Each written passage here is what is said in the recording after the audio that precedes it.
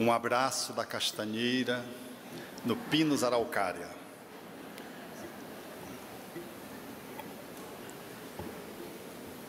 A minha alegria de poder compartilhar durante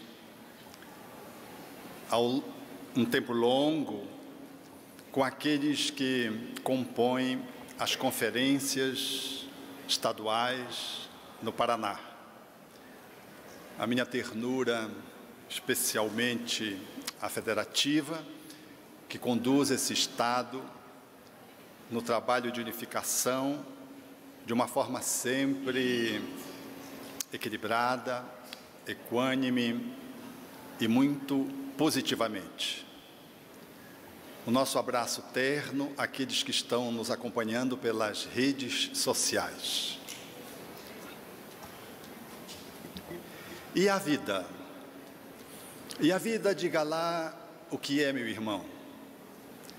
É a batida de um coração, é uma doce ilusão. E a vida? É maravilha ou é sofrimento? É alegria ou tormento? Diga lá o que é, meu irmão. Há quem fale que a vida da gente é um nada do mundo. É um instante que nem dá um segundo.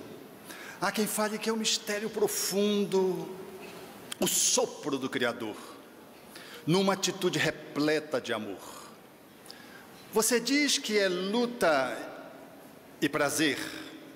Ele diz que a vida é viver. Ela diz que melhor é morrer, pois amada não é e o verbo é sofrer. Eu só sei que eu confio na moça e na moça eu ponho a força da fé. Somos nós quem fazemos a vida, como der, ou puder, ou quiser. Sempre desejada, por mais que esteja errada, ninguém quer a morte. Só saúde e sorte, norte. A pergunta roda, a cabeça agita, e eu fico com a pureza da resposta das crianças. É bonita, viver sem ter a vergonha de ser feliz. Cantar e cantar e cantar, a beleza de ser um eterno aprendiz. Eu sei que a vida devia ser bem melhor, e será, mas isso não impede que eu repita, é bonita e é bonita. É a fala emblemática, poética, do cantor popular, que por sublime inspiração elaborou esta oração em torno da vida gonzaguinha, brindando o nosso povo brasileiro com a possibilidade de fazer reflexões em nível laico acerca da sacralidade que envolve a existência. Sem sombra de dúvida, essa música é um poema de inspiração que, musicalizada, dá ensejo a que a nossa pátria possa louvar a vida. Porque viver é sempre um enigma, já que a vida, ela por si mesma não consegue ser definida. Mesmo a biologia, dispondo dos seus recursos acadêmicos, não consegue trazer uma apreciação que dê conta de abranger, do ponto de vista conceitual, o que representa a vida. O máximo que podemos ensejar, estabelecer, é falas em torno da vida, conceitos sumários, percepções fragmentadas, porque a vida, ela é tão abundante, tão fecunda e tão grandiosa, que é impossível poder entretecê-la numa definição de um período grafado numa folha de papel. Nada obstante, tão intrigante, tão complexa, que faz com que uma célula seja mais enigmática do que uma montanha. É mais fácil definir a montanha, equacioná-la, discriminá-la e explicá-la do que mergulhar numa pequena célula, invisível a olho nu, e poder fazer com que a vida possa ser decifrada nessa minúscula expressão de vitalidade. É assim que o Espiritismo traz, enquanto gênese, numa perspectiva de análise da existência, propondo efetivamente um traço de união com as ciências que estudam a vida, para poder tentar estabelecer a sua contribuição de enriquecimento, favorecendo que a academia possa, de braços com a religião, na fala kardeciana do Evangelho segundo o Espiritismo, fecundar-se e superar os seus limites, ensejando, portanto, beneficiar-se da ciência espírita, que traz contribuições momentosas para os diversos ciclos da vida dentro da existência, posto que o seu próprio nascimento, configurando o corpo físico como uma expressão de vida palpável, ele já traz a complexidade que é para as ciências poderem defini-lo. Quando se olha o processo da vida surgindo, tem-se a impressão que a natureza dispõe de um design efetivamente inteligente, posto que tudo se encadeia, se enquadra, numa perfeição que o homem não consegue replicar, nada obstante toda a sua evolução e todo o seu conhecimento cognitivo, tecnológico, científico. Quando olhamos para o corpo físico, para apenas tomarmos de uma janela que se abre, a fim de poder entretecer uma visão, uma percepção do nascimento do nosso corpo físico, nós nos encantamos. Porque os espermatozoides, dentro da bolsa escrotal no testículo, eles produzidos a cada 62 dias, num movimento de maturação chamado de maturação dos espermatozoides, a partir das espermatogônias, eles são produzidos e embalados dentro de uma matéria essencialmente nutritiva e protetora, produzida pelas glândulas seminais, pela próstata, que vai lhe ensejar, de algum modo, a sua sobrevivência e a sua vitalidade na grande viagem, para que o corpo possa ser reproduzido. No corpo viril, masculino, a nossa estrutura genital, ela é tão encantadora que surgem glândulas bulbo-uretrais, minúsculas glândulas, que fazem a produção de um líquido hialino, transparente, e que tem a finalidade, em função dele ser alcalino, de diminuir a acidez que se estabelece dentro da uretra, porque os espermatozoides não suportam acidez. A urina, que habitualmente é residual na uretra, poderia comprometer a sua vitalidade. Assim sendo, as glândulas bulbo-uretrais promovem essa substância que, como que, dentro da uretra, quebra a acidez para viabilizar os espermatozoides. Mas não só isso. Ela, em se expressando, promove a lubrificação peniana para que o ato sexual seja um ato prazeroso e não doloroso. E assim, embalado pelas glândulas seminais, pelo líquido, pela frutose, pela secreção da próstata, que armazena os espermatozoides, eles são projetados numa média de 200, 300, até 500 espermatozoides numa ejaculação. São projetados dentro da vagina, e lá, no interior da vagina, eles compõem o lago seminal, uma região que fica próximo da entrada do útero. Mas uma outra dificuldade que a natureza resolve, deixando intrigado aqueles que a estudam, é que a vagina é muito ácida, para proteger a mulher, a câmara uterina, da invasão dos micro-organismos. A acidez vaginal, quase sempre em torno de 5,0, um pouco para mais, um pouco para menos, mataria os espermatozoides de uma só vez, em função dessa qualidade hostil que a acidez apresenta. Mas, a cada 28 dias, a mulher proporciona a produção de uma secreção que sai do útero, exatamente do colo do útero, nas glândulas que ficam no ponto final do útero, na cérvix uterina, e que faz o encontro com o terço final da vagina. Essas glândulas promovem uma secreção que escorre pela vagina e que dá a oportunidade que a mulher saiba que naquele dia ela está ovulando, ela está fértil. É uma secreção igualmente hialina, semelhante à clara de ovo, portanto um pouquinho amarelada, e que ao cair no canal vaginal proporciona a quebra da acidez vaginal. Vejam como é o encaixe da natureza.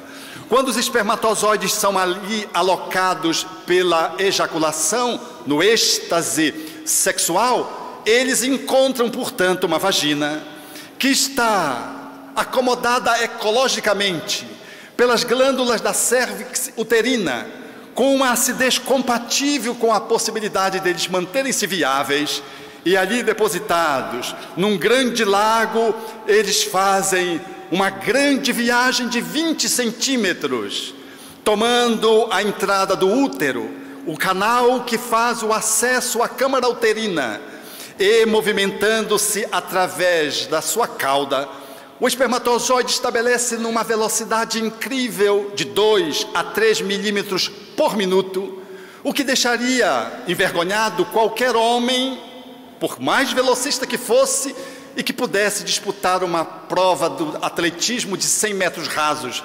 Eles são muito velozes, os espermatozoides. E eles acessam a câmara uterina através desses batimentos. Mas esse funil, esse portal de acesso ao útero, além de produzir essa secreção, eles funcionam como se fosse um tamiz, inviabilizando a entrada de micro-organismos, numa proteção incrível à estrutura mais interior genital da mulher, que é o útero, que infeccionado poderia lograr estabelecer uma infecção letal. Os espermatozoides têm que ultrapassar esse tamiz, esse processo tão difícil, e eles o fazem na quantidade que foram expostos, 200 a 500 milhões, eles avançam. Mas alguns têm uma cabeça muito grande, ficam pelo meio do caminho. Alguns têm 2 caudas, também não têm uma boa velocidade. Outros têm uma cauda curtinha, uma cabeça muito pequenina. Enfim, o espermatozoide, que é muito pequeno, só visto pelo microscópio, porque ele mede 0,06 milímetros, 0,6 micras, naturalmente, que em sendo muito pequenino, mas muito veloz, e não estando bem na sua performance morfológica e funcional, eles vão morrendo pelo meio do caminho. Mas um punhado entra dentro do santuário mais sagrado que a natureza concedeu para a natureza cósmica, o útero. E quando eles entram no útero, imaginemos que o meu corpo aqui seja o útero, o meu tórax, há 2 trompas, são as trompas de Falópio, que fazem contato com a estrutura do ovário, seja da direita, seja da esquerda. E eles, ao entrarem, eles sabem qual foi o ovário que ovulou. Há uma estrutura de uma linguagem química e hormonal que permite que os espermatozoides se dirijam para aquela trompa que está agasalhando, coletando o óvulo produzido pela mulher no seu ovário. E é nessa trajetória que eles se dirigem, através de um fenômeno chamado quimiotaxia, através de um processo enzimático, hormonal e químico, eles vão celeremente para vencer essa distância que da vagina até o encontro com o óvulo medeia em torno de 19, 20 centímetros, a ser percorrido em torno de 6, 7 horas, significando dizer que o processo da fecundação dar-se-á não no ato sexual, mas a posteriori, também deixando-nos muito claro que o espírito reencarnante, ele não fica às proximidades do casal que está tendo o ato sexual, esperando a possibilidade de reencarnar. Vambora, transe, eu quero reencarnar. Não é assim. Ele está ali para o processo da reencarnação, aguardando. O ato sexual, ele é presidido pela particularidade, pela intimidade, pelo sagrado, com que aquela relação faz o enquadramento. O casal, portanto, que estabelece um movimento ético e moral na sua conjugação, tem a respeitabilidade da câmara nupcial, tem, portanto, vedado esse ato que é um ato tão íntimo, tão profundo, tão sagrado, quanto o ato de orar. Nada obstante, na atualidade, o ato sexual tem compartilhamento de inúmeras pessoas numa atividade que representa uma ética relativamente em decadência em alguns grupos, e que fazem da promiscuidade o ponto de encontro de corpos e o compartilhamento de entidades que se valem para nutrir-se do plasma sexual, sem nenhum comprometimento com a sacralidade que deve envolver duas almas que se relacionam intimamente no movimento de amorosidade e numa perspectiva de interação física. Ali, portanto, depois de 6 horas, vai se dar a concepção, 7 horas aproximadamente, se a mulher estabeleceu a ovulação. É curioso como se estabelece a ovulação. Há o ovário, vários folículos entram no processo de maturação, e habitualmente faz um movimento de extrusão do seu conteúdo, que na linguagem da embriologia chama-se o ócito de segunda ordem, que nós coloquialmente chamamos do óvulo. As franjas, como se fossem dedos de carícia, vão ao encontro do ovário, tomam o óvulo, e o óvulo, que não tem movimento próprio, que é estático, ele passa a circular na trompa, na direção do útero, através de movimentos ciliares e de movimentos musculares, que vai trazendo o óvulo delicadamente da extremidade da trompa, no interior dela, desse canal, até uma distância que se aproxima do ovário, mas ainda está distante do útero, aonde deverá se estabelecer aquilo que Jorge Andréa chamaria metaforicamente e poeticamente do encontro de Romeu com a Julieta. Vários Romeus foram acionados, há apenas uma Julieta. Ela vem trazida como se fosse por uma esteira rolante, e quando eles se dão conta que elas estão lá, surge como que um grito. Os espermatozoides são tomados de um fenômeno que a embriologia chama de capacitação espermática. Eles aceleram a sua movimentação, porque a princípio tudo favorecia a sua descida ao encontro do óvulo, mas agora os cílios batem ao contrário, o movimento muscular é ao contrário, o vento está contra, e eles precisam chegar no óvulo através dessa estratégia enzimática, hormonal, e da sua cauda, que lhe dão uma mobilidade extraordinária no encontro do óvulo. E ali, daqueles 500 milhões, chegam 100, 150, 200 espermatozoides. Circulam o óvulo, como se pudessem fazer um movimento de decisão de quem vai conseguir. E de repente, mergulha usando uma enzima e faz o movimento da fecundação.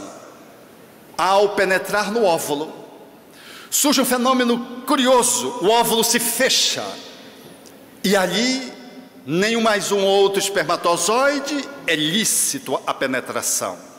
Esse fenômeno mágico, feito dentro de um mecanismo químico hormonal, ensejando esse abraço nupcial de Romeu e Julieta, estabelecendo naquele ponto distal da trompa de Falópio uma célula ovo, o zigoto.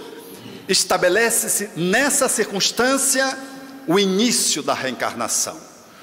Todos os embriologistas dizem que aí começa a vida humana.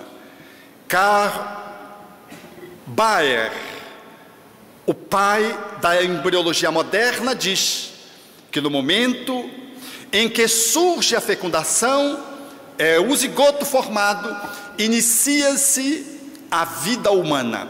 O ser humano está constituído no seu início, naquele momento em que se estabelece o processo da concepção. É aí que os espíritos disseram a Allan Kardec, em O Livro dos Espíritos, na questão 344, que se inicia a reencarnação, que deverá se concluir quando o bebê nasce. Mas a magia da vida dá-nos a entender de que nós ainda estamos muito distantes de poder definir, esquadrinhar e poder avaliar a complexidade desse fenômeno da fecundação. Tudo que se sabe é muito pouco diante de alguns enigmas que se estabelecem. Por exemplo, por que este folículo amadureceu e fez a extrusão do óvulo, a exposição do óvulo, e não o outro? Já que vários folículos estão amadurecendo, o que faz com que um entre na maturação e exploda, por assim dizer, no ovário, e os outros não? E às vezes um óvulo capenga, que traz uma carga genética comprometida, que traz uma sensibilidade maior para as mutações gênicas. O que a medicina fetal, a embriologia, a genética, a andrologia não sabe ainda explicar é pelo que daqueles 500 milhões de espermatozoides que saíram numa carreira, como se fossem maratonistas, aqueles que chegaram lá, os 200, e aquele que penetrou, naturalmente deveria ser o mais apto, o mais competente, não só morfologicamente, mas funcionalmente. E dá-se que alguns que penetram o óvulo trazem um cromossomo a mais, por exemplo, compondo a síndrome de Down, o cromossomo 21, ou então a síndrome de Patu, gerando um corpo que vai sobreviver apenas alguns dias após o nascimento, uma síndrome grave, porque aquele espermatozoide que conseguiu penetrar no óvulo é justo aquele que traz uma debilidade genética, já que as mutações gênicas se estabelecem a partir dessa conjugação espermatozoide-óvulo. Por que, portanto, o espermatozoide que chegou não foi o mais forte? Isso ninguém sabe explicar. É um enigma ainda para os estudiosos da academia, que mergulham para tentar esquadrinhar o surgimento da vida biológica sem conseguir fazê-lo com prontidão. O fato é que este ovo zigoto caminha na direção do útero. 3 a 4 dias, ele chega no útero levado pela esteira rolante, os cílios, o movimento da trompa de Falópio muscular. E quando ele cai dentro do útero, num tapete felpudo, ele que é visto a olho nu na sua fecundação, agora multiplicando-se, caindo dentro da matriz uterina, vai começar a sua inserção, formando aquilo que será a placenta. Mas até que se forme a placenta, ele já traz os nutrientes que ele trouxe do ovário, que lhe vão assegurar a sustentação. E depois, a placenta substituirá esses nutrientes, que naturalmente vão falir, se esgotar. Mas quando eles se esgotam, eis que o embrião já fincou-se na parede uterina, formando ali a placenta e estabelecendo o cordão umbilical que vai lhe permitir viver 9 meses dentro do útero. Mas o curioso nesse processo é que do 4º ao 8ª semana, portanto 5 semanas, são decisivas para a formação do ser humano. É o chamado período embriogênico. É um período crítico. Muito embora a vida seja pulsante, Porque antes que se conclua o primeiro mês, o coração, quando o embrião ainda tem 2 milímetros, ele já bate 70, 80 vezes por minuto, antes que completar o mês. E quando ele completa o 8º mês, a 8ª semana, antes que ele complete a segunda semana, o primeiro mês, portanto a 4ª semana, ele já bate 80 vezes. E antes que ele complete exatamente o 2º mês, quando ele vai passar para o 3º mês, portanto até a 8ª semana, ali está definido tudo que será organicamente. É o período da embriogênese, o rascunho do que somos na nossa estrutura interior. A partir dos folículos que se formam, os 3 folículos, se estrutura o embrião, que a partir da 9ª semana, portanto do 3º mês, vira feto.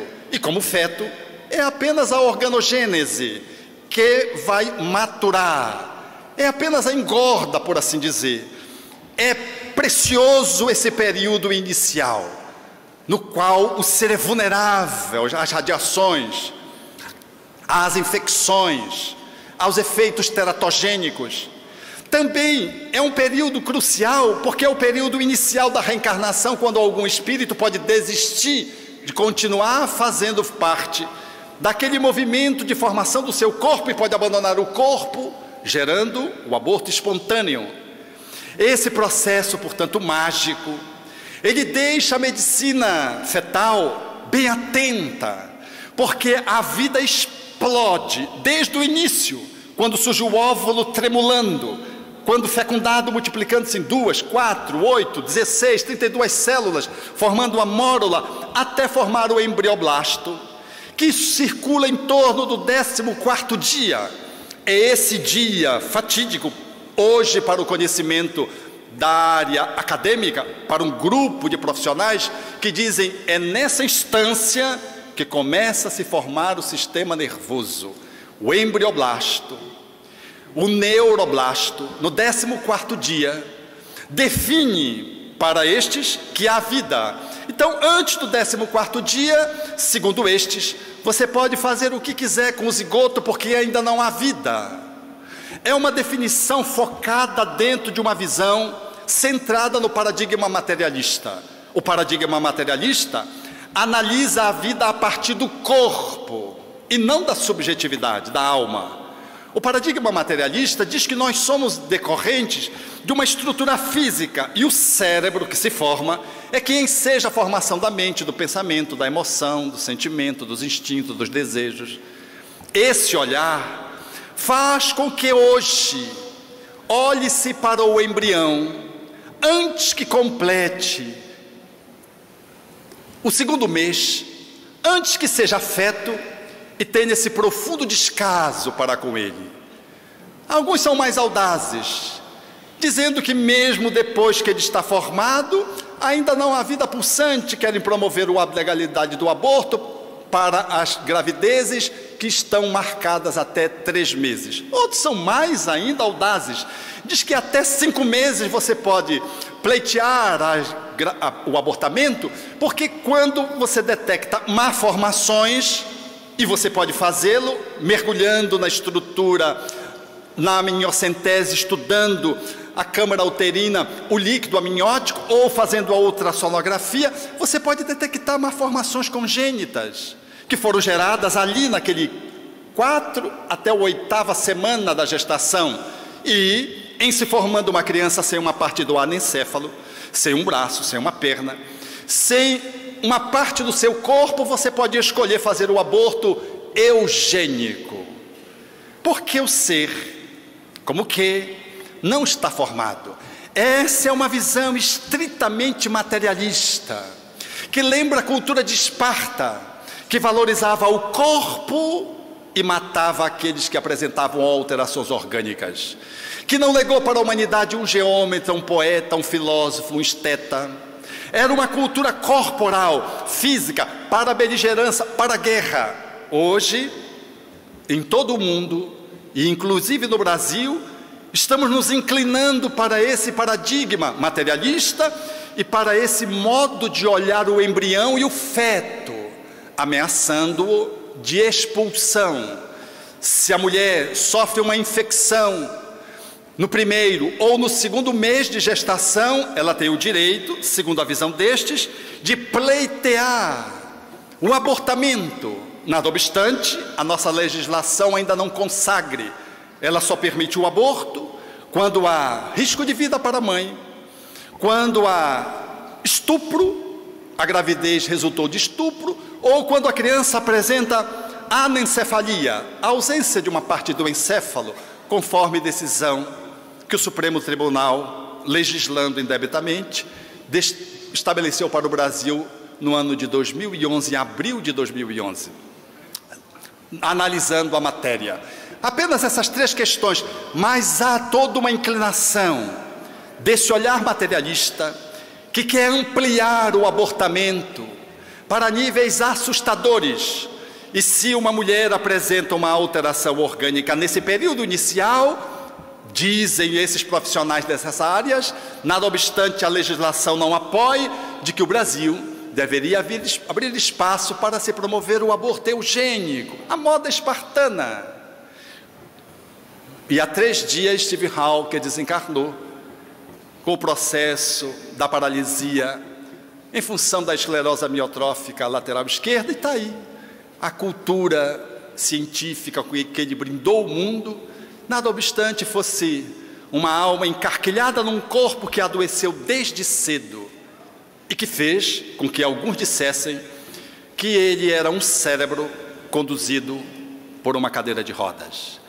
Até para analisar Steve Hawking, analisa-se de uma forma mecanicista, materialista, olhando apenas para o cérebro, não entrevendo o ser que transpõe, o ser que habita o cérebro, o ser que modelou a estrutura cerebral.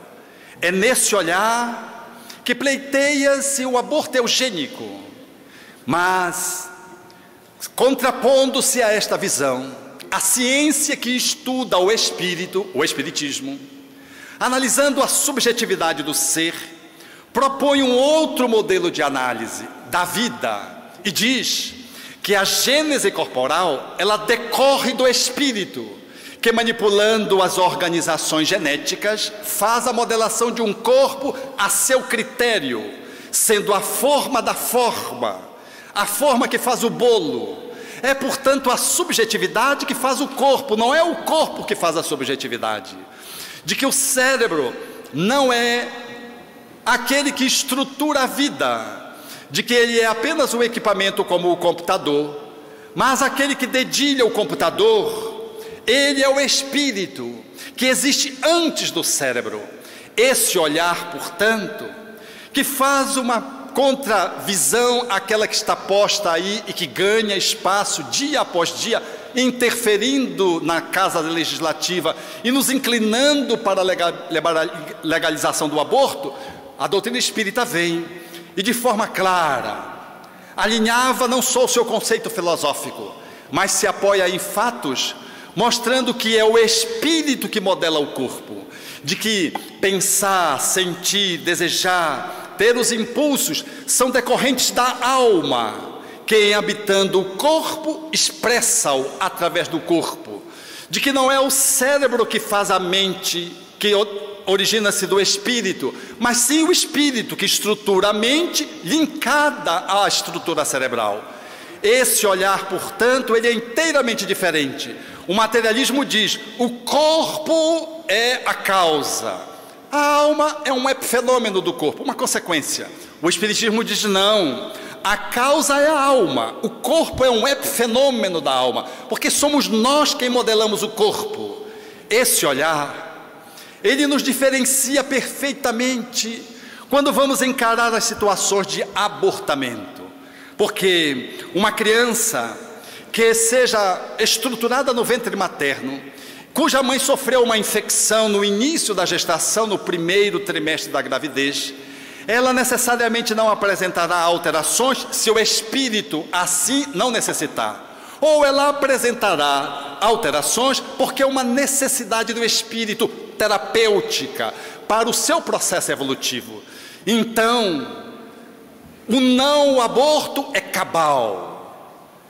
Não tem como dizer que vai apresentar alteração se nós não conhecemos os ascendentes espirituais. Porque o que a medicina não sabe explicar, por exemplo, é porque alguns vitimados por uma virose desenvolvem alterações congênitas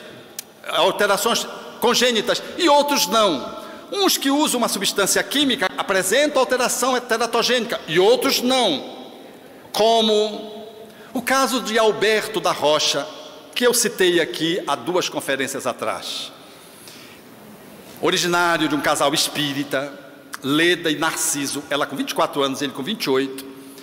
Alberto era o 4º filho de uma prole que depois se constituiu em 5. Ela fez rubéola no 1º trimestre da gravidez. Período crítico, aonde há alterações cerebrais, surdez, cegueira. É uma doença extremamente invasiva, viral, que gera esses efeitos nefastos para o corpo. E quando ela foi ao médico, em Sobradinho, no Hospital Escola da UNB, o médico disse: você está com rubéola, aborto. A indicação é aborto. Ela disse: mas como assim, doutor? Ele vai nascer alterado, surdo, cego. Mas como assim, doutor? Ele vai nascer um monstro. Ela disse: doutor, ele pode nascer um monstro, mas eu não vou abortar. O médico, incomodado porque foi, por assim dizer, contraditado na sua competência e também na sua arrogância, porque aquele que somos médicos, nós nos sentimos às vezes quase deuses diante de alguém que não conhece medicina, como se fôssemos diferentes, e criamos uma arrogância que gera a ausência da autonomia do outro poder discutir o encaminhamento do seu tratamento. Esse colega foi ao encontro do pai, que era funcionário do hospital escola, e chegou com Narciso e disse: sua esposa está com rubéola, a indicação é aborto. Ele disse: mas por quê? Porque vai nascer um monstrinho. Narciso, de bom humor, porque todo espírita tem um bom humor, pelo menos no norte, disse: esse monstrinho vai me comer. O médico ficou sem jeito, porque foi uma abordagem paradoxal. Disse: nem tanto. O que disse a minha esposa? Não, ela não quer abortar. Então, doutor, deixa a nossa criança nascer. Porque se vier assim, como você está dizendo, o monstrinho, Deus nos encaminhando para que possamos criá-lo. Nasceu Alberto da Rocha.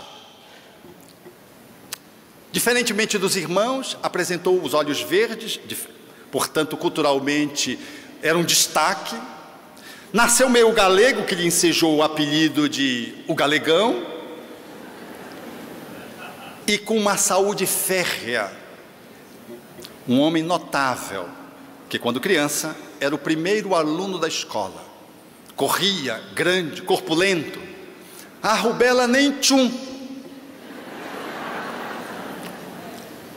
Na época em que escrevi o livro Respeite a Criança, Cidadania desde a Concepção, ele já tinha feito, eu narro esse caso no livro, ele já tinha feito 120 mil atendimentos em sala de parto e na maternidade. E ele me dizendo: Alberto, eu fico pensando nas pessoas que eu orientei, nas salas de partos que eu fiz, nas crianças que pela misericórdia divina eu tive a possibilidade de ser a ponte para liberá-las da morte que se avizinhava. Quantas orientações, quantos atendimentos. Alberto era tão extraordinário que na maternidade se seguia o seu atendimento na enfermaria. Tinha uma criança que estava na enfermaria em torno de 6, 7 anos e que não deixava nenhum pediatra examiná-la.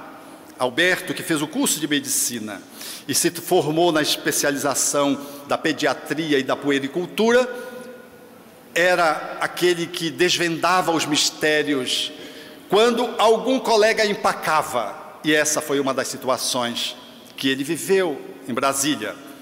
Os colegas queriam examinar a criança, chutava, não deixava tirar a roupa para ser auscultada. Ele chegou na ponta da sala, uns 3 colegas já tinham tentado e não tinham conseguido. Ele disse: deixa comigo, saiam, deixa que eu vou examinar a criança. Os 3 colegas ficaram de fora, ele entrou e de repente a criança tirou a roupa, ele foi e escutou a criança toda. Depois a criança saiu sorrindo da enfermaria. Os colegas ficaram intrigados com o que é que ele fez, como é que ele conseguiu aquilo que 3 não tinham conseguido. No outro dia, lá está de novo o empacamento. A criança não deixava nenhum profissional da pediatria examiná-la. E lá está o meu xará, novamente dizendo: deixa comigo, isso é comigo. Os profissionais saíam, ele ia e examinava. Ninguém entendia a magia daquele profissional. Qual era a pegada que fazia com que ele ultrapassasse os limites de resistência daquela criança? Um dia, uma colega pediatra está em transferência e disse assim para ele: por favor, eu não consigo me transferir se você não me disser o que é que você fez com aquela criança. Ele sorriu e disse: foi simples, eu cheguei com ela, percebi que ela era da periferia. Aí eu disse: tu quer ganhar R$2? Ela disse: quero. Então deixa eu te examinar. Aí ele examinou. Ele, vendo o espanto dos colegas, ele olhou para a criança depois de examiná-la e disse: tu quer ganhar mais R$2? A criança disse: quero. Então tu vai sair rindo. Vocês vejam a presença de espírito. É esse profissional que seria um monstrinho. Hoje, sua mãe com Alzheimer, seu pai idoso, ele estava a 200 metros. Eu estava em Brasília contando esse caso. Depois ele veio comigo e disse: não, Roberto, agora eu já estou a 100 metros. Ele quem cuida dos pais.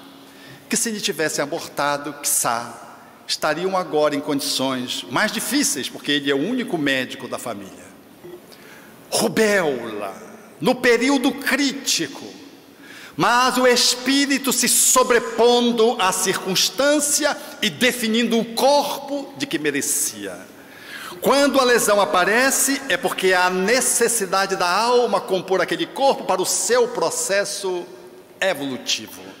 Não podemos desprezar, portanto, de que o corpo traduz em boa medida, na vida, a necessidade de podermos trabalhar as nossas questões mais íntimas, porque a gênese da doença não pode ser pautada apenas pelo olhar corpóreo, com a exclusão da dimensão da espiritualidade, do espírito.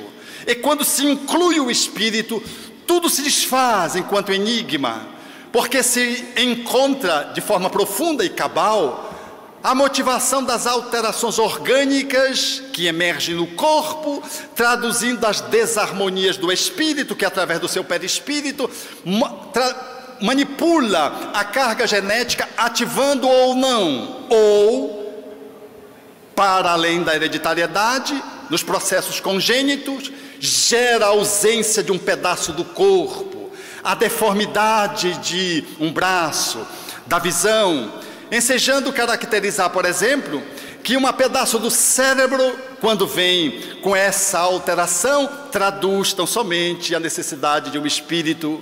Na fala do espírito Joana de Ângeles, que se projetou das alturas, ou que com uma arma de fogo atirou na cabeça, lesando não só o corpo, mas alterando a dimensão perispiritual. A anencefalia, termo colocado indebitamente, porque há cérebro, há encéfalo, não há às vezes a estrutura cerebral, a calota craniana e os hemisférios cerebrais, mas a estrutura central do encéfalo, o diencéfalo, o bulbo, o ponte, eles estão ali, e é ali que está a sede da consciência, dita por André Luiz, por Chico Xavier, de que o espírito ele se encrava no plexo coronário, justo na estrutura do diencéfalo, aonde está colocado a glândula epífise. O mesmo que disse o notável neurocientista que publicou uma obra, O Mistério da Mente, Penfield, dizendo que a mente, ela se estabelece no diencéfalo e de que ela se exterioriza através do lóbulo frontal e temporal. E de que a mente, o portal em que a mente entra e sai é o diencéfalo. O neurocientista, portanto, fala da mente para além do corpo.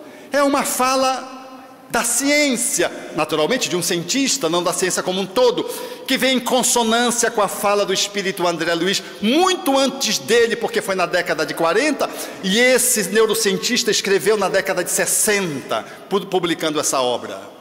Ali, portanto, quando não se tem uma grande parte do encéfalo, não se tem os hemisférios cerebrais, um pedaço da calota craniana, a criança nasce, morre no dia seguinte, 3 dias depois, uma semana depois, às vezes dura alguns meses, ela é um espírito reencarnado. Não obstante ela não manifeste uma vida de relação, porque o aparato está comprometido, mas o espírito está afincado no corpo, faz com que o corpo tenha existência, nada obstante não possa expressar-se. Quase sempre um ex-suicida fazendo o caminho de volta para a vida, porque ninguém consegue destruir a vida, nós destruímos apenas um corpo. Foi o que aconteceu com a notável tanatologista Elizabeth Kübler-Ross, que nos seus estudos deveria encontrar dos moribundos, das pessoas que estão nas vascas da morte, a experiência da espiritualidade, muito embora vivesse numa cultura americana, ela suíça que era, pediatra, depois psiquiatra, e depois se debruçando para trabalhar na tanatologia, portanto uma formação toda materialista, ela pudesse encontrar na espiritualidade as motivações para que entender de que a vida ultrapassa os limites do corpo e o inclui. E ela o fez isso em convívio com uma paciente que era a senhora Stuart. A senhora Schwartz era uma paciente incrível. A Elizabeth Kübler-Ross fazia sessões com os alunos de medicina e pegava os pacientes terminais para entrevistá-lo. Nunca repetia uma entrevista. E uma enfermeira disse: doutora, por que a senhora não faz uma análise, uma entrevista com a senhora Schwartz? Ela disse: mas pelo quê? Porque a senhora Schwartz é uma pessoa que a morte não leva, ela vai para a UTI, morre, não morre, sai. Depois volta para... É gente que não morre, parece que gente do mal. A gente costuma dizer aqui, né? Gente do mal não morre, vai... Se fosse homem de bem, teria morrido, diria o Evangelho. A senhora Schwartz era desse tipo. Ela foi entrevistar e viu que a senhora Schwartz tinha recebido da equipe médica a predição de morte várias vezes na UTI e sempre saía. E com a sensibilidade de quem escuta as almas, a doutora Rossi percebeu que era um filho de 17 anos que ela tinha, um esposo esquizofrênico que ela tinha receio de desencarnar e deixar o filho na condição de dependente de um esposo, de um pai esquizofrênico. Assim, esse era a interdição para que ela saísse do corpo. Ela estudou muito bem isso, as pendências que nos impedem de desencarnar. Conversou com ela e esclareceu, e de fato, aquela providência de natureza sócio-jurídica foi tomada, e então a senhora Schwartz agora poderia morrer. Um pouco mais de um ano depois, quem aparece para a doutora Rossi? A doutora Schwartz, a senhora Schwartz, dizendo: doutor, eu quero ser entrevistada novamente. A doutora Rossi disse: mas não pode. Eu não entrevisto duas pessoas, mas eu tenho coisas novas para lhe dizer. Não pode. Ela insistiu tanto, ela já não morria mesmo, era melhor entrevistar. Entrevistou. E à medida que a entrevista foi se dando, nada de novo acontecia. A doutora Rossi foi ficando inquieta. E de repente, ela teve a coragem de dizer para os alunos: eu estava na UTI, sangrando, vi-me fora do corpo, e vi que a enfermeira ficou assustada e chamou o médico dizendo que eu estava morta. O médico chegou e constatou de que eu estava morta. Fez a ressuscitação, valendo-se dos instrumentos e de assistente, que era o estudante. Eu notei que o estudante estava nervoso, começou a fazer uma piada para disfarçar a sua ansiedade. E eu olhando tudo de cima, até que num dado momento, quando eu me dei conta, eles saíram, achando que estava definido o caso. E eu voltei, de novo. A enfermeira ficou assustada comigo, porque era mais uma vez, ela não sabia que eu voltava, aquela enfermeira. Era uma experiência de quase morte. Os alunos acharam que ela estava alucinando, não deram o menor crédito. E a doutora Rossi tomou isso como uma pérola. Quando ela saiu da sessão, os alunos se inclinaram para dizer que era alucinação, analisando o caso, e ela disse que não, que isso era uma experiência de vida. Os alunos acharam que a doutora Rossi, que também já estava, porque todo psiquiatra, com o tempo, parece que perde o tempo de validade, disse na medicina, entre os estudantes, falando mal dessa especialidade. Mas a doutora Rossi fincou de que não. Aquele caso era um caso real. E ela então, a partir daí, passou a estudar as pessoas que tinham experiências de quase morte, que estavam moribundas e se viam fora do corpo. Levantou, junto com aquele que fazia parte das entrevistas, que era um pastor luterano, e foi fazendo um inventário de situações que falavam da vida após a vida.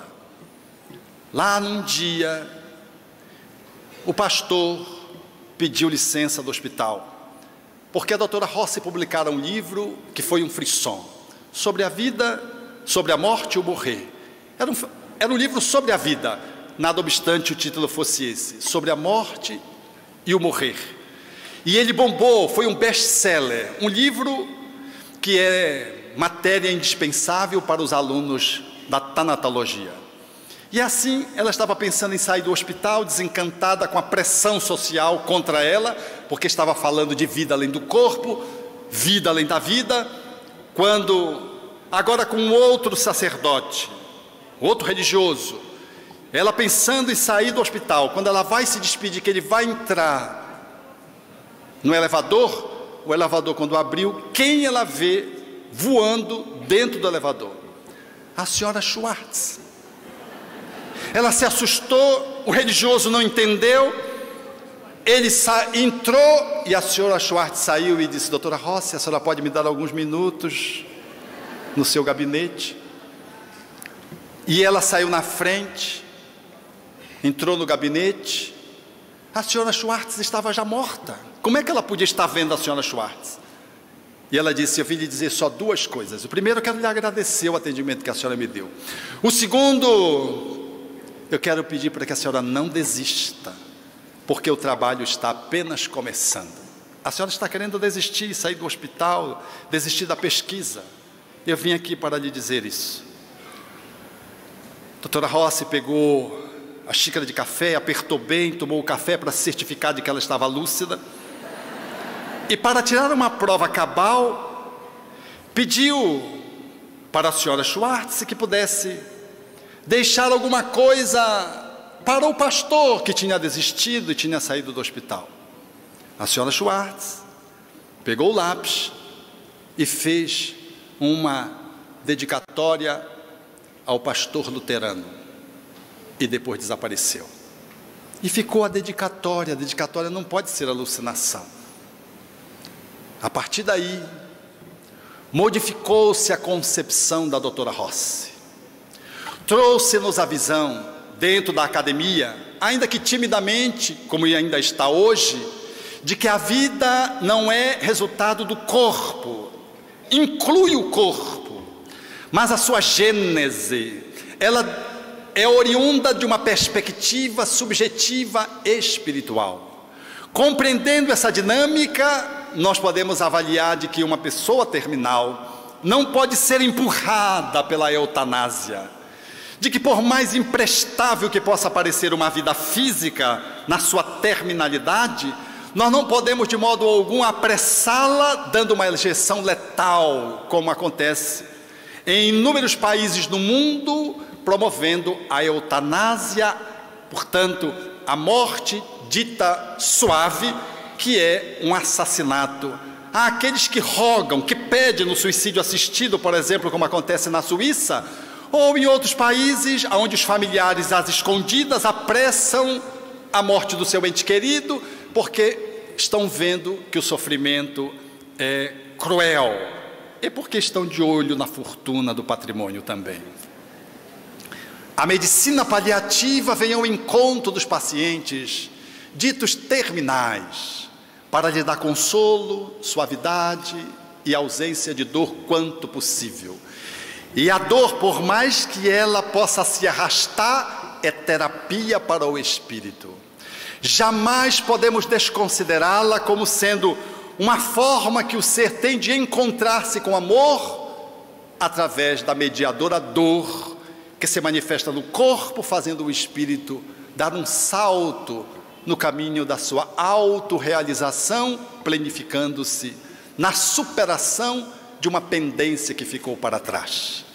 São essas experiências que a doutrina espírita vem e nos assinala nos dias atuais, dizendo não à eutanásia ativa, dizendo não aos abortamentos, salvo em situações muito excepcionais, quando a mãe corre risco de vida, que numa linguagem do direito nós poderíamos dizer que é o estado de necessidade, ou a mãe ou o feto, a mãe pode escolher pela sua vida, ou pode correr o risco.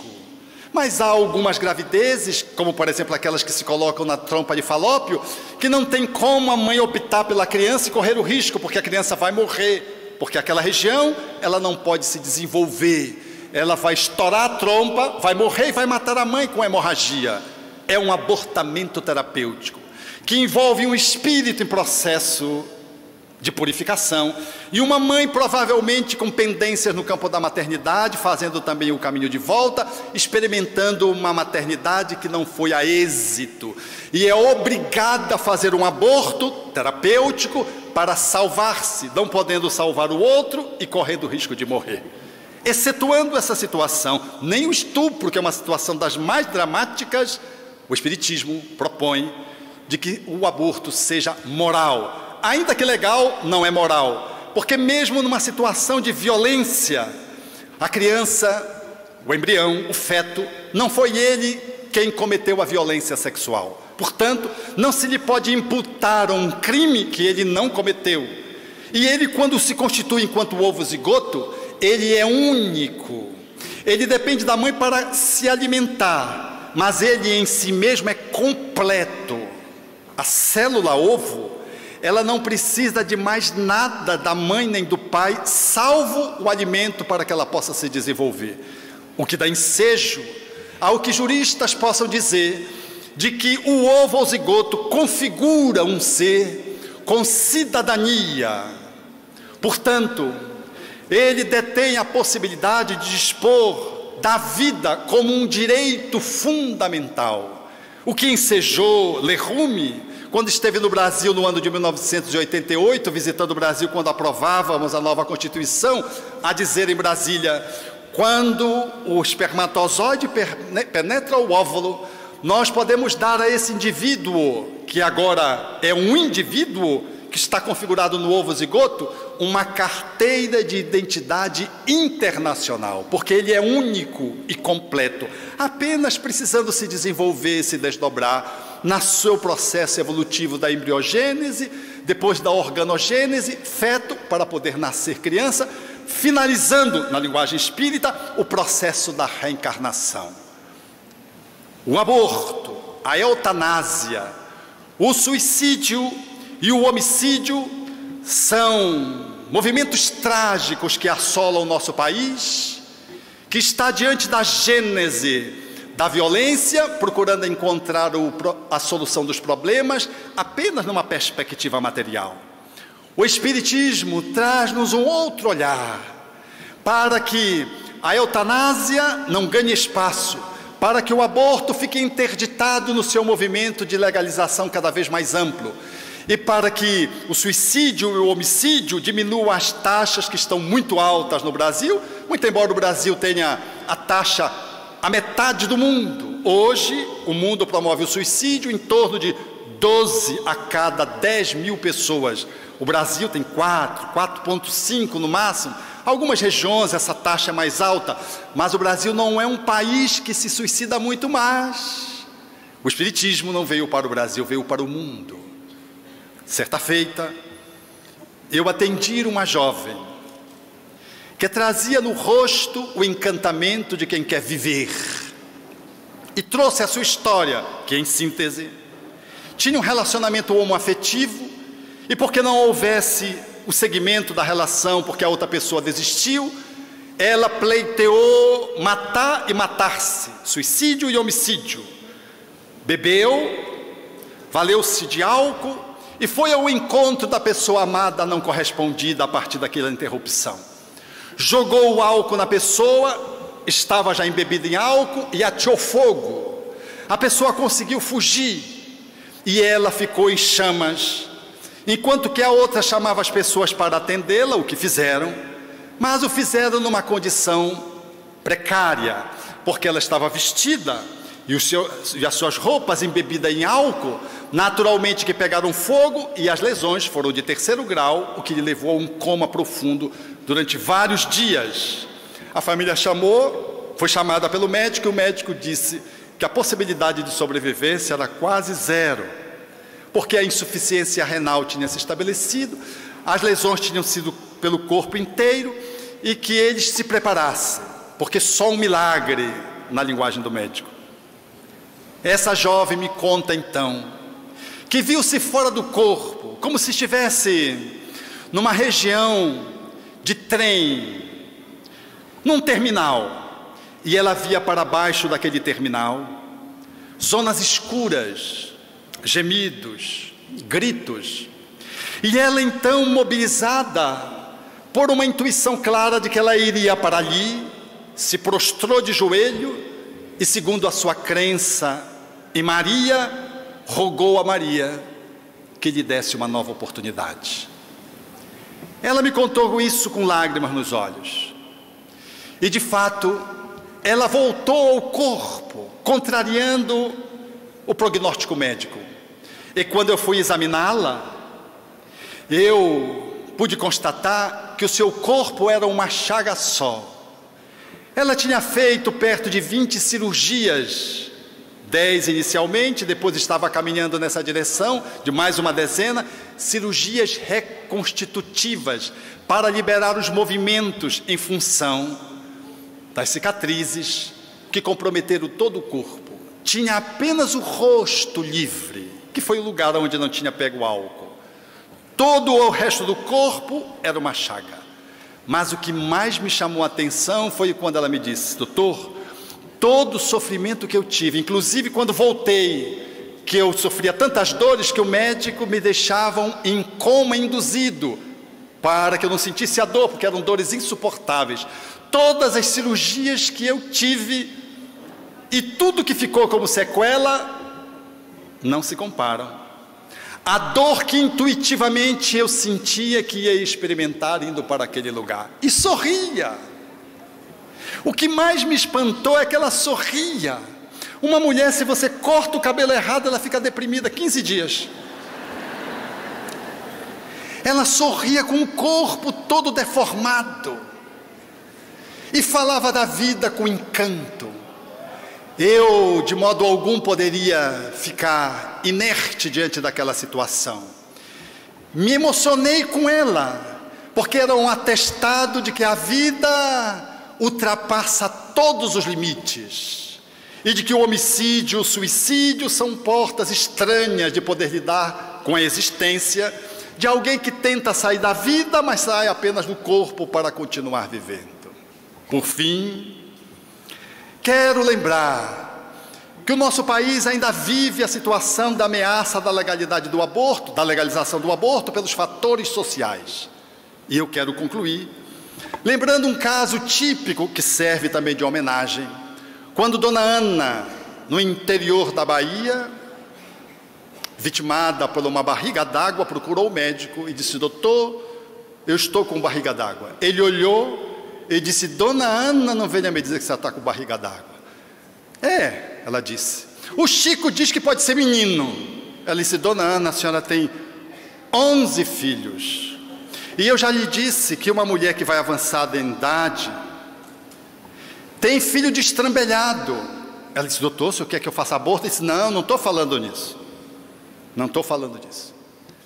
Vá que a sua hidropsia vai resolver daqui a 9 meses. Ela disse: hidropsia o quê, doutor? Barriga d'água, a barriga d'água vai nascer. 9 meses depois, nasceu Divaldo Franco. 5 horas da manhã, no dia 5 de maio, gritando. Disse que ele gritava tanto que mal se podia ouvir o apito do trem na estação que passava. até hoje continua destrambelhado.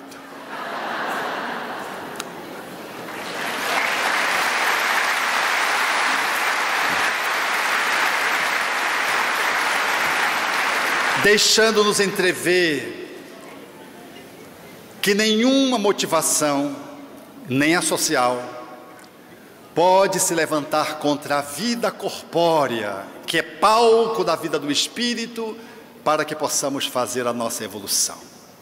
Sim, a vida, de qualquer idade, em qualquer estado de saúde, de qualquer gênero, em qualquer expressão. Valorizar o nosso corpo hoje é uma oportunidade sagrada que o Espiritismo nos dá, dizendo-nos de que nós somos espíritos e estamos fazendo uma jornada corpórea. Não somos um corpo apresentando alguma aproximação religiosa em torno de Jesus através do Espiritismo. Nós somos almas, precisando valorizar esse corpo, se é jovem, se é adulto, se é idoso, se é criança, se é intrauterino, em qualquer instância, o nosso corpo é a oportunidade de recomeçar sempre. E se o aborto aconteceu em nossa existência, em mim como mulher, ou em homem quando fui cúmplice, ou quando pressionei ou fui omisso, nada de ficar no processo da culpabilidade tóxica negando a vida. Louvemos a existência e façamos no aqui e do agora a anulação de momentos equivocados da nossa existência, proclamando a vida onde ela estiver. Não esperemos outra encarnação e muito menos cedemos ao terrorismo que as pessoas fazem. Você fez aborto, agora você vai ser abortado, você vai ter câncer. Não é assim que os espíritos nos ensinam. Se erramos de algum jeito, direto ou indiretamente, podemos acertar, porque o Espírito Emmanuel diz que entre a falta e a consequência final da falta, ela só chega se o bem não chegar primeiro. Bernardo Eneiterson, chefiando a segunda maior clínica dos Estados Unidos, fez mais de 70 mil abortos. E talvez seja o maior ícone mundial da luta contra o aborto. Na mesma existência, depois que mudou de posição quando estudou a fetologia, alinhou-se com o movimento pró-vida. Sejamos um pró-vida a partir do nosso próprio corpo e avancemos na direção do bem, porque nenhum de nós deseja a morte, só saúde e um norte para que possamos nos movimentar. O Espiritismo é esse norte que nos inclina na direção do nosso processo libertário. Sejamos aqueles, portanto, que valorizando os minutos, as horas, entoemos um hino de louvor à vida onde e quando ela se manifeste. Não há vida imprestável, não há momento que não possa ser útil e apreciável para que o espírito possa aprender ou reaprender nos processos expiatórios. E alinhados com o pensamento espírita, assinalaremos a nossa existência daqueles que se nos cercam, um hino de enaltecimento ao divino, porque a gênese corpórea deriva da gênese espiritual e está nas nossas mãos protagonizar atitudes nobres ensejando efeitos nobres. E assim, conectados com a perspectiva espírita, poderemos cantar, musicalizar, repetir, poetizar, com Gonzaguinha, como quem ora. E a vida? E a vida, diga lá o que é, meu irmão. É a batida de um coração? É uma doce ilusão? Mas e a vida? É maravilha ou é sofrimento? É alegria ou tormento? Diga lá o que é, meu irmão. Há quem fale que a vida da gente é um nada no mundo, é um instante, é um tempo que nem dá um segundo. Há quem fale que é um mistério profundo, o sopro do Criador, numa atitude repleta de amor. Você diz que é luta e prazer, ele diz que a vida é viver, ela diz que melhor é morrer, pois amada não é, e o verbo é sofrer. Eu só sei que eu confio na moça, e na moça eu ponho a força da fé. Somos nós quem fazemos a vida, como der ou puder, ou quiser, sempre desejada, por mais que esteja errada. Ninguém quer a morte, só saúde e sorte, norte. a pergunta roda, a cabeça agita, eu fico com a pureza da resposta das crianças. É bonita, é bonita. Viver sem ter a vergonha de ser feliz. Cantar e cantar e cantar a beleza de ser um eterno aprendiz. Eu sei que a vida podia ser bem melhor, e será, mas isso não impede que eu repita: é bonita, é bonita, é bonita. Obrigado.